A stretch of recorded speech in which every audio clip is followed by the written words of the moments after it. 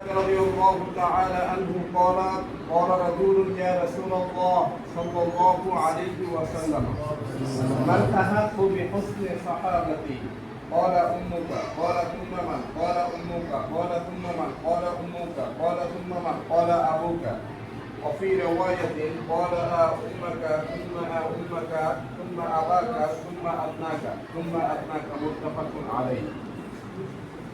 আজকে আমরা যেই হাদিস নিয়ে আলোচনা করব, প্রথমে আমরা রাবি সম্পর্কে একটু কথা বলব। এই হাদিসের রাবি হচ্ছে বিখ্যাত সাহাবী হযরত আবু হুরায়রা রাদিয়াল্লাহু তাআলা আনহু থেকে এই হাদিসটি বর্ণিত। আমরা এখানে একটি প্রশ্নের উত্তর আজকে আমরা জানব যে হাদিসের যে শুরুতে আন আবি হুরায়রা, আবু হুরায়রা রাদিয়াল্লাহু তাআলা আনহু হইতে বর্ণিত। এখানে আন না হইয়া মিন অর্থ হইতে পারত, তাই না? মিন অর্থ হইতে আন অর্থ হইতে, কিন্তু হাদিসের ক্ষেত্রে কেন আন নেওয়া হয়? এই ক্ষেত্রে নাহুর এবং উসুলের সমন্বয়ে দুইটি জবাব আছে।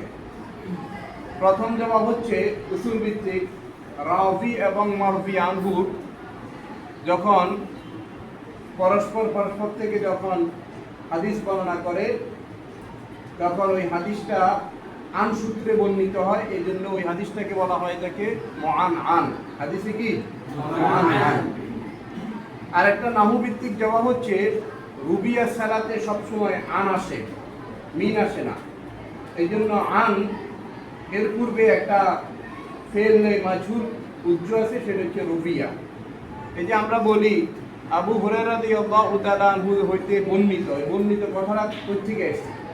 এখানে আনের পূর্বে একটা কথা, একটা শব্দ উজ্জ আছে, তা হচ্ছে রুবিয়া, মানে রুবিয়া আন আবি হুরায়রা। তাইলে আমরা আনের দুটি জবাব পাইলাম যে রুবিয়া সালাতে আন আসে, কি আসে? রুবিয়া সালাতে কি আসে? আন আসে। আর একটা হচ্ছে রাবি এবং মারফি আনহু সাক্ষাতে যে হাদিসটুকু আন যুগে যে হাদিসটুকু বর্ণনা করা হয়, ওই হাদিসটাকে বলা হয় তাকে মুআন আন। হাদিসে কি মুআন আন।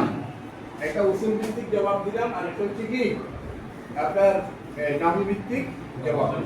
কারণ মূলত বাক্য ছিল রুবিয়া আন আবি হুরায়রা, আবু হুরায়রা রাদিয়াল্লাহু তাআলা আনহু হইতে বর্ণিত।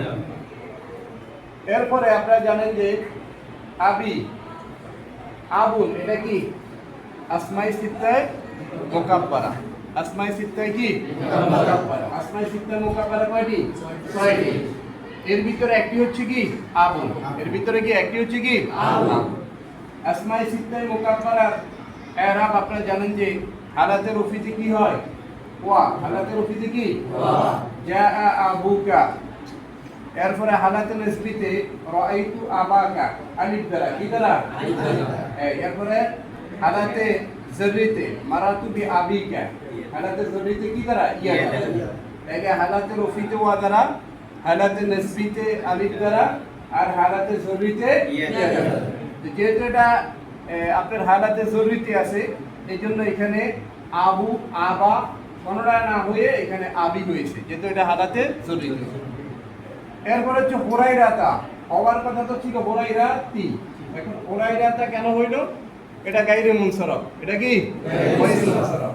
এটা কি গায়রে মুনসারফ। আপনারা জানেন যে গায়রে মুনসারফের হওয়ার শর্ত হচ্ছে তার মধ্যে আপনি দুইটা সওয়াব থাকতে হবে। 9 সওয়াবের কয় সওয়াব থাকতে হবে? 2 সওয়াব।